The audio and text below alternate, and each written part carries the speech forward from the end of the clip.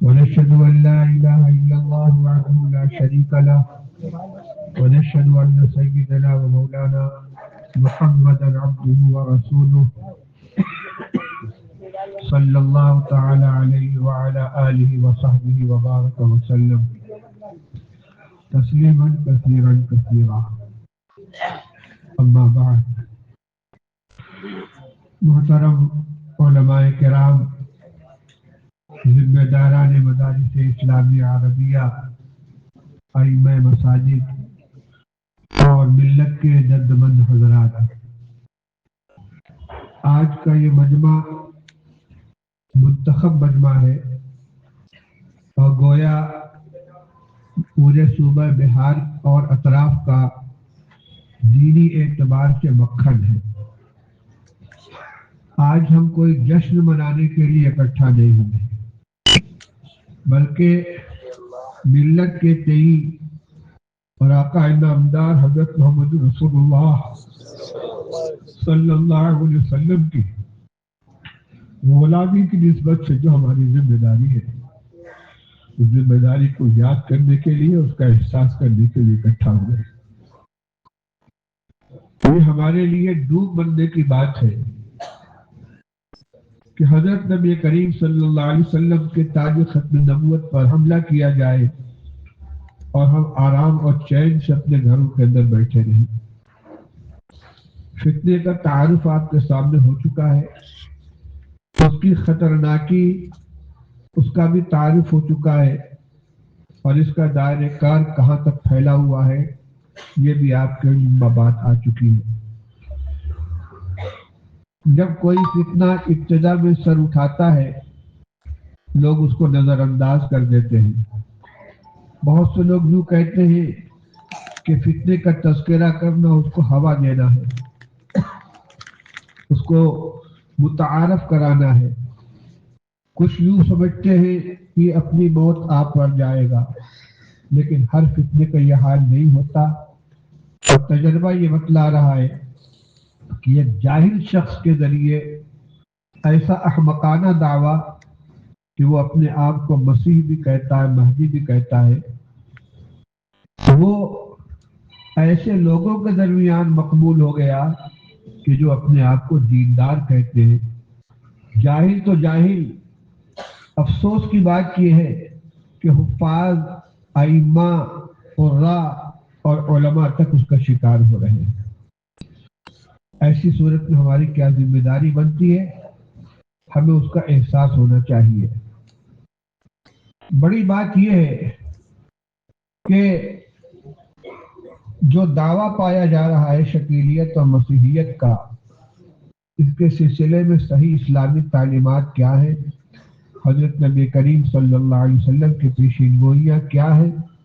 عام طور پر لوگ اس سے واقف نہیں ہیں۔ دینی مسائل بھی جانتے ہیں، امامت بھی کرتے ہیں، لیکن حضرت مہدی اور حضرت عیسیٰ علیہ السلام اور دجال کے خروج کے سلسلے میں نبی کریم صلی اللہ علیہ وسلم نے کیا پیشین گوئیاں فرمائی ہیں، ان کی کیا علامتیں بیان کی ہیں، کس زمانے کے اندر ان کا ظہور ہوگا، اس کی عام طور سے لوگوں کو واقفیت نہیں ہے۔ اس لیے آپ صبح سے بہت کچھ سن چکے ہیں، اب یہ بتانے کی ضرورت نہیں ہے کہ یہ فتنہ ایمان سوز ہے اور شکیل بن حنیف کو مہدی یا مسیح ماننے والا ایمان سے خارج ہے۔ دارالعلوم دیوبند کا مفصل فتویٰ اس سلسلے میں شائع ہو چکا ہے۔ ابتدا میں کچھ تردد تھا، لیکن جب ثبوت فراہم کیے گئے تو تمام مفتیان کرام نے متفقہ طور پر شکیل بن حنیف کی تکفیر کا فتویٰ صادر کیا، اور اب یہ ارتداد کی شکل اختیار کر رہا ہے۔ اور بھی دوسرے فتنے ہیں۔ قادیانی اپنے آپ کو الگ نام سے یاد کرتے ہیں، ان کی وضاقتہ بھی الگ ہوتی ہے، ان کا مرکز بھی الگ ہے، لیکن شکیلی فتنہ ایسا ہے کہ اس میں ہماری مسجدوں میں صف اول کے اندر نماز پڑھنے والے ٹخنوں سے اوپر پاجامہ اور لمبا کرتا اور ہاتھ میں تسبیح اور پیشانی پر سجدے کا نشان، اور جماعت کے اندر چلہ اور 4 مہینہ لگانے والے، 3 مہینہ گشت کرنے والے، مسجد میں صف اول میں بیٹھنے والے، وہ اس کا نہ صرف یہ کہ شکار ہو رہے بلکہ اس کے مبلغ اور داعی بن رہے ہیں۔ اس لیے میرے بھائیوں اور بزرگوں اور خاص طور سے ذمہ داران مدارس اسلامیہ اس وقت اپنے نظام تعلیم و تربیت کو برقرار رکھتے ہوئے دیگر تمام ذمہ داریوں میں اس کو سب سے زیادہ اولیت دینی چاہیے، کیونکہ ایمان کا تحفظ سب سے پہلا فریضہ ہے۔ اگر ایمان ختم ہو گیا اور ایمان مجروح ہو گیا ہمارا یا ہمارے بھائیوں کا یا ہمارے آنے والی نسلوں کا یا ہماری خواتین کا، تو یہ وہ نقصان ہے جس کی کوئی تلافی نہیں ہو سکتی۔ کرنا کیا اس کے لیے؟ تدبیریں بھی آپ کے سامنے آئی ہیں، تجاویز بھی آئی ہیں۔ سب سے پہلی بات تو جو مجھ سے پہلے ابھی گفتگو فرما رہے تھے کہ جو پیشین گوئیاں ہیں رسول اللہ صلی اللہ علیہ وسلم کی حضرت مہدی علیہ السلام، حضرت عیسیٰ علیہ السلام کے بارے میں مشکات شریف میں اور حدیث کی دوسری کتابوں میں مستقل انوار ہیں، علامت سے بیان کی گئی ہے، اور ان مسائل کے سلسلے میں مستقل علماء کی کتابیں بھی تصنیف پا چکی ہیں۔ ان کو مسجد کے اندر تعلیم کے حلقوں میں پڑھ کر سنایا جائے،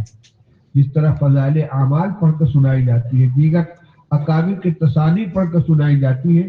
ان رسالوں کو، ان کتابچوں کو جو ان مسائل کے اوپر لکھے گئے ہیں، اور اب الحمدللہ ان کی تعداد اچھی خاصی ہو چکی ہے۔ دارالعلوم دیوبند سے بھی شائع ہوئے ہیں، مولانا اسد قاسم سنبھلی کی بھی کتابیں ہیں، بلکہ ان کا تو براہ راست گویا مکالمہ ہوا ہے تحریری طور پر شکیل بن حنیف سے، جواب اور جواب الجواب کی شکل میں ان کو پڑھ کر لوگوں کو سنایا جائے، صحیح عقیدے سے واقف کرایا جائے۔ مکتب میں جہاں بچوں کو ابتدائی تعلیم دی جاتی ہے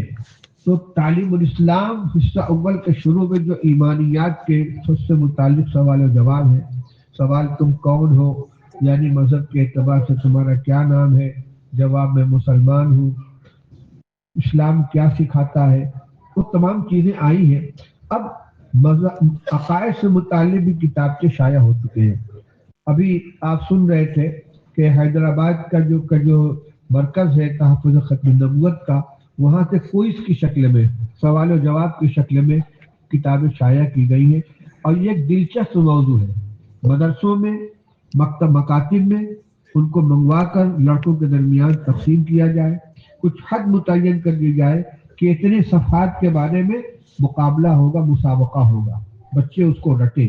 اور اس کے بعد ان کا مقابلہ کرایا جائے، اور اس میں کامیاب طلبہ کو خصوصی انعام اور تمام طلبہ کو عمومی انعام سے نوازا جائے تاکہ ان کے اندر شوق ہو، اور ان کو اس بات کی تاکید کی جائے کہ اس کو اپنے گھر کے اندر جا کر اپنی ماؤں کو، بہنوں کو، بھائیوں کو، سب کو سنائیں، سب کو سکھائیں، یہ ایسا مزاج بن جائے کہ وہ ان کا اڑنا بچھونا بن جائے۔ مساجد میں عام طور پر جمعہ سے پہلے کچھ نہ کچھ بیان کیا جاتا ہے، کم سے کم اتنا، جیسا کہ ابھی آپ نے سنا، ایک مہینے میں 4 جمعہ ہے تو ایک جمعہ میں عقائد کا بیان ہونا چاہیے، عقیدہ ختم نبوت سے متعلق اور دیگر جو بنیادی عقائد ہیں ان کو لوگوں کے درمیان بیان کیا جائے۔ مدرسوں میں دستار بندی کے جلسے ہوتے ہیں، سالانہ جلسے ہوتے ہیں، اس میں صرف مدرسوں کی کارکردگی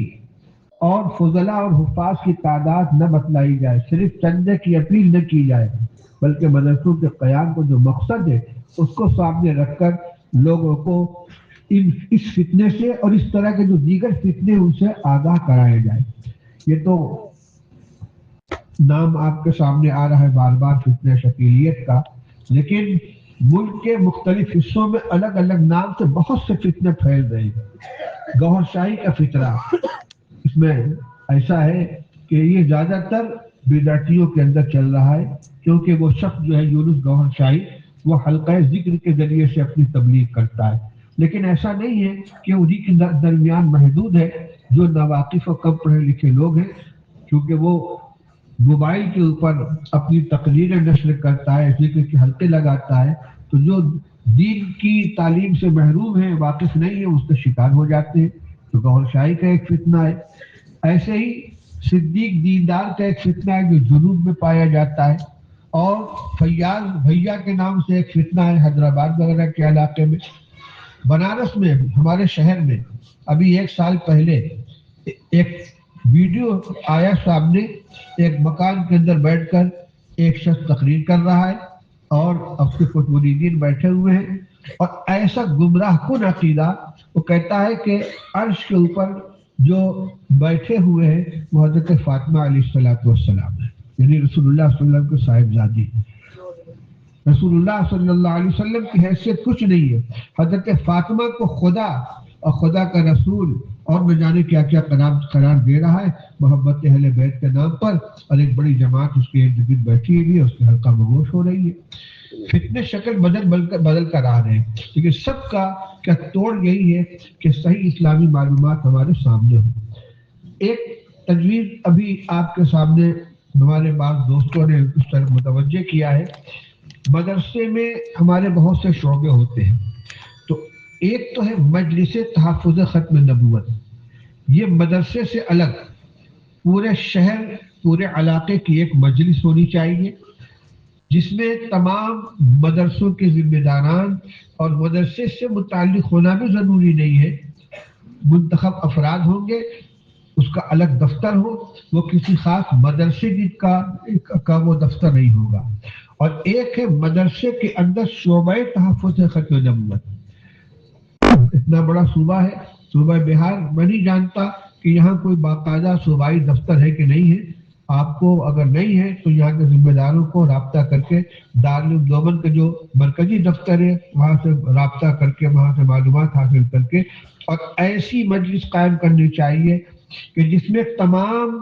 اداروں کے اور تمام تنظیموں کے، جمعیت کے دونوں گروپ کے، تبلیغی جماعت کے دونوں حلقوں سے تعلق رکھنے والے اس کے اندر شریک ہوں، کہیں سے کوئی رنگ اس کے اوپر چھایا ہوا نہ ہو، کیونکہ یہ سب کا فریضہ ہے، اس لیے کسی خاص فرد کی چیز نہیں ہے۔ اور دوسری چیز یہ کہ اپنے مدرسے میں جہاں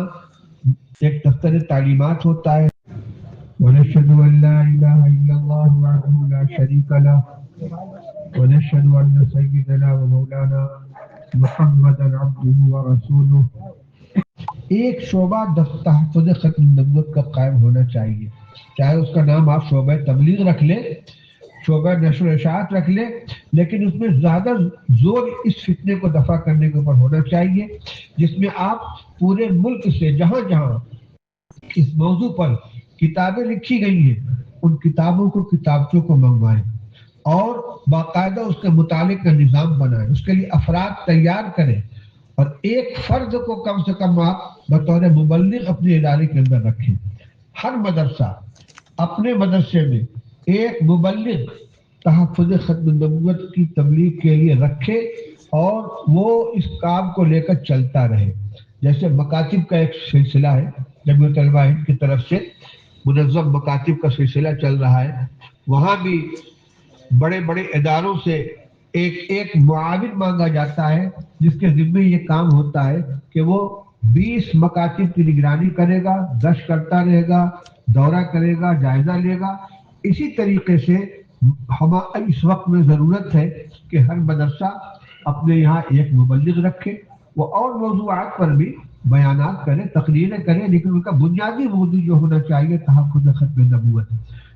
ہو سکتا ہے کہ اس وقت کسی کے ذہن میں یہ سوال پیدا ہو کہ شکیل بن حنیف اپنے آپ کو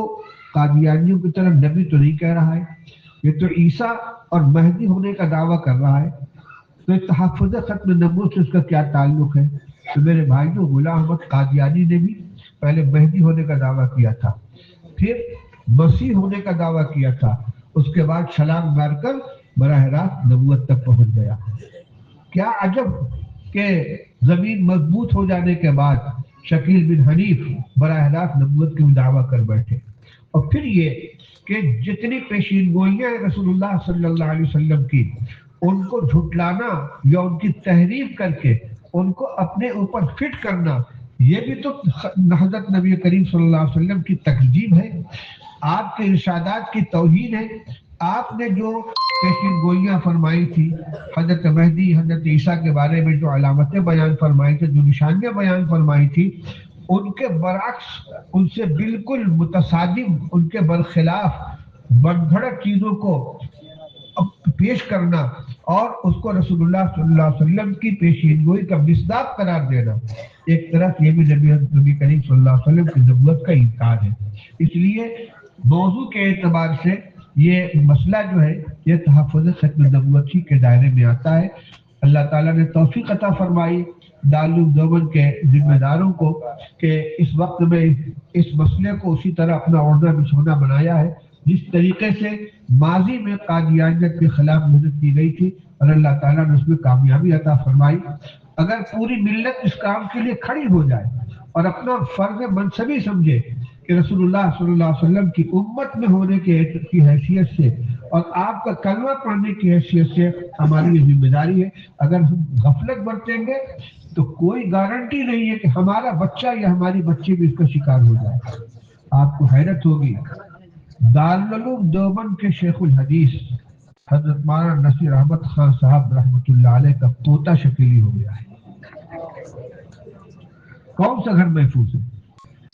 تعلیمات کے دفتر میں بھائی ضمیر صاحب حضرت شیخ مولانا نصیر احمد خان صاحب کے صاحبزادے محرر نے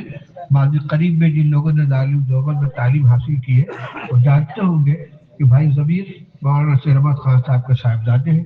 دارالعلوم کے تعلیمات میں تھے، اب وہ ریٹائر ہو گئے، بہت معمر ہو گئے۔ ان کا لڑکا عزیر بمبئی کے اندر رہتا ہے، وہ نہ صرف یہ کہ شکیلی ہو گیا بلکہ شکیلیت کا مبلغ ہو گیا ہے۔ براہ راست مولانا سے بھائی نبیل سے بات ہوئی، وہ بس کہتے ہیں کہ ہم سے کوئی تعلق نہیں رکھتا، آپ حضرات کے لیے دعا کیجیے۔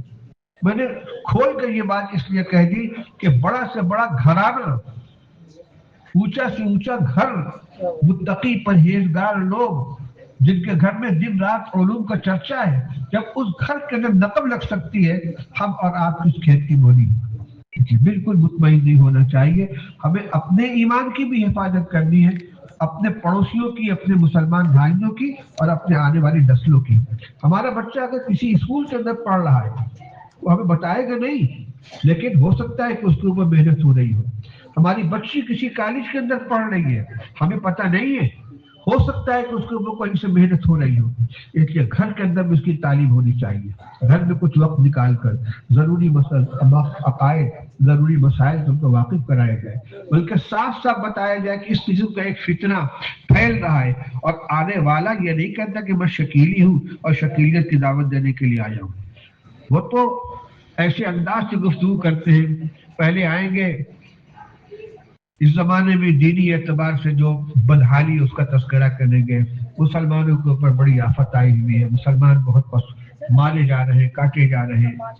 بس اللہ ہی مدد فرمائے۔ اور رسول اللہ صلی اللہ علیہ وسلم نے پیشین گوئی فرمائی تھی کہ آخری زمانے میں مہدی آئیں گے، ان کے ذریعے عدل انصاف قائم ہوگا، اسی طریقے سے دین کا غلبہ ہوگا، اور حالات یہ بتا رہے کہ وہ زمانہ قریب آ گیا ہے، بلکہ یوں سمجھو کہ آ گیا ہے۔ اب بھائی میں آپ سے بتاتا ہوں کہ آ چکی ہے، حضرت مہدی تو تشریف لا چکے ہیں، میں تو ان کے ہاتھ میں بیعت ہوں۔ ایک دو ملاقات، تین چار ملاقات کے بعد جب آدمی کا لوہا گرم ہو جاتا ہے تب اس کے اوپر ہتھوڑا چلاتے ہیں، اور یہ محنت اتنی ہو چکی ہوتی ہے کہ آدمی دل سے اس کو قبول کر لیتا ہے۔ اب ہم اس کے بعد جب اس کے اوپر محنت کرتے ہیں تو محنت کارگر نہیں ہوتی، اس لیے پہلے سے ہمیں اس کی تیاری کرنی چاہیے کہ صحیح معلومات ہمارے نوجوانوں کے پاس ہو، ہمارے طلبہ کے پاس ہو، بچیوں کے پاس ہو، گھروں کے اندر ہو۔ گھر میں عورتیں آ رہی ہیں، عورتیں گھروں کے اندر آ رہی ہیں، ماؤں بہنوں کے درمیان بیٹھ کر شکیلیت کی تبلیغ کر رہی ہیں، یعنی انہوں نے اس کو اپنا مشن بنا رکھا ہے اور اپنا گویا اپنے خیال میں دینی فریضہ بنا رکھا ہے اور اس کے اوپر محنت کر رہے ہیں۔ اس لیے جو ذریعہ اس کے لیے اختیار کیا جا سکتا ہو، جس میں مثال کے طور پر چند چیزیں بیان کی، گھر کے اندر تعلیم ہو، مکتب میں تعلیم ہو، مدرسوں میں بچوں کی جو انجمنیں ہوتی ہیں ان کو ہفتے میں ایک دن جمعرات کو وہ تقریر کی مشق کرتے ہیں، ان کو آپ موضوع یہ دیجئے، کتاب مہیا کروائیے شکیلیت سے متعلق، شکیل بن حنیف کی گمراہیوں سے متعلق، رد شکیلیت سے متعلق کتابچے اور مضامین مہیا کرائیے، ان کو دیجئے کہ اس کو یاد کرو، تقریر کرو اور تقریر کی مشق کرو، اس میں ان کا مقابلہ کرائیے۔ یعنی مدرسہ اس سلسلے میں اگر متحرک ہو جائے بہت بڑا کام ہو سکتا ہے۔ ہر مدرسہ اپنے اطراف کی دینی ذمہ داری کا وہ گویا مسئول ہے، اس سے کلکم راع وکلکم مسئول عن رعیتہ۔ مدرسے کا صرف کام یہی نہیں ہے کہ بچہ ہمارے یہاں آئے گا تو ہم اس کو داخل کر کے پڑھا دیں گے، بلکہ ابھی نقل کیا تھا مولانا نے گفتگو کے درمیان کہ ہمیں فتنوں کی بو سونگنا چاہیے. فتنہ کہاں سے آ رہا ہے؟ ذرا سی بھی اگر کئی حرکت پیدا ہو ہمیں متحرک ہو جانا ہے اور اس پر بند قائم کرنے کے لیے پورے طور سے اپنے کو مستعد کرنا ہے. تو آج کا یہ اجلاس ان تمام حضرات کو ان کے ذمہ داریوں کا احساس دلانے کے لیے اور اپنی اپنی طاقت بھر اس فتنے کا مقابلہ کرنے کے لیے جو جو ذرائع ہو سکتے ہیں ان کو اختیار کرنے کے لیے آپ لوگوں کو بلایا گیا ہے. صبح سے آپ حضرات سن رہے ہیں. میں چاہتا ہوں کہ آپ حضرات خود اپنی زبان سے اپنی آمادگی کا اظہار فرمائیں. کیا اس کے لیے تیار ہیں؟ تن من دھن سے آپ پورے طور پر اس وقت اس کو اولیت دے کر، اس لیے کہ سیلاب کی طرح فتنہ پھیل رہا ہے اور خاص طور سے صوبہ بہار کے لوگوں کی ذمہ داری اس لیے بڑھ جاتی ہے کہ فتنہ یہیں سے اٹھا ہے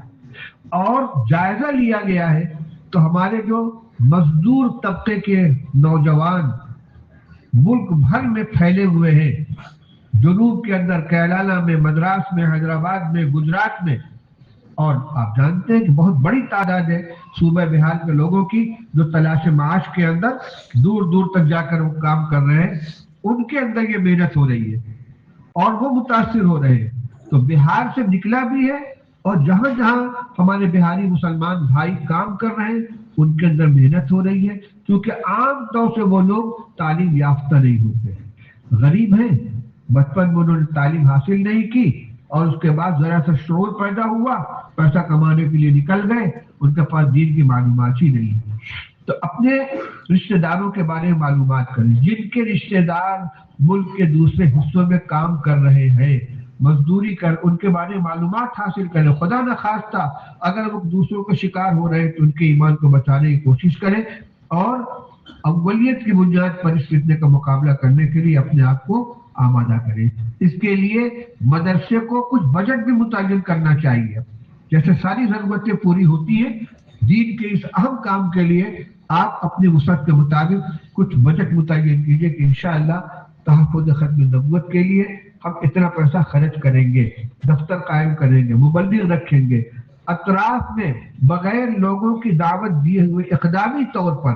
اطراف کے دیہاتوں میں جا کر، قصبات میں جا کر لوگوں کو اکٹھا کریں کہ بھائی کچھ دین کی باتیں بیان کرنی ہے. ان کو اکٹھا کر کے ان کو بتلائیں کہ اس طرح کا فتنہ چل رہا ہے. ابھی جب یہ معلوم ہو رہا ہے کہ مسجدوں کے اندر امامت کرنے والے شکیلیت کی تبلیغ کر رہے ہیں،